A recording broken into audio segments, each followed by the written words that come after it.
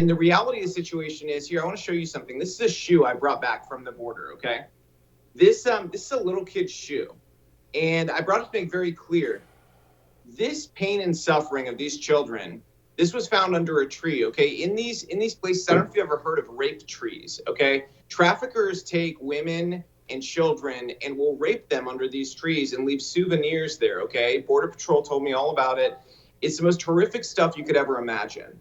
And the truth is, the Democrats, Joe Biden, Kamala Harris, they don't care that that's the cost of those raw votes in the future. It's worth anything to them. So they're okay with leaving our border open and exposed as long as they get what they want in the end.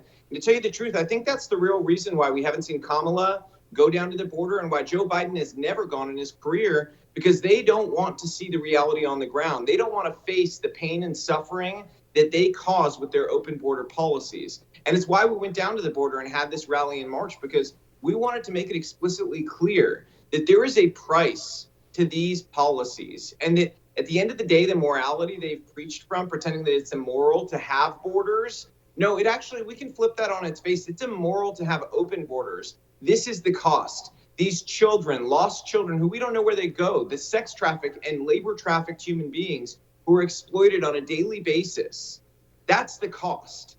And it's inhumane to allow it to continue, and so we have to shut that border down. Robby, you brought up Kamala, and I wanna play this video of her on The View. It is just, it's not stunning that people lie. It's stunning how lies now can be invented out of thin air, and people at the highest levels of all our cultural institutions run with them, like this video about the whip. First of all, I've been very clear about the images that you and I both saw of those law enforcement officials on horses. I was outraged by it. It was horrible and deeply troubling. There's been now an investigation that is being conducted, which I fully support, and there needs to be consequence and accountability. Human beings should not be treated that way, and as we all know, it also evoked images of some of the worst moments of our history, where that kind of behavior has been used against the indigenous people of our country, has been used against African Americans during times of slavery. And so I'm glad to know that Ali Mayorkas, the Secretary of the Department of Homeland Security, is taking it very seriously. Robby, did you know basic border enforcement is just like what happened to the Indians and the slaves? These people are so dumb. How many people in this society actually buy that hogwash they're selling? I hope it's a very small group. I mean, an even better video, there was one of Mayorkas, Jake Tapper even, on CNN was like, hey, they didn't whip people. What is the deal here? Why are you guys going along with this narrative? And he said, well, these images, people thought that they saw something, and that's what's really important, is they thought, no, I'm sorry, your mass psychosis is not what matters, okay? Just because you guys are all losing your minds, that's not where we build policy from, okay? And let me tell you, I went down to the border and I talked just a couple of days ago to all Latino border officers, okay, border agents, and all of them were outraged by the way they've been treated with the horses and the so-called whips.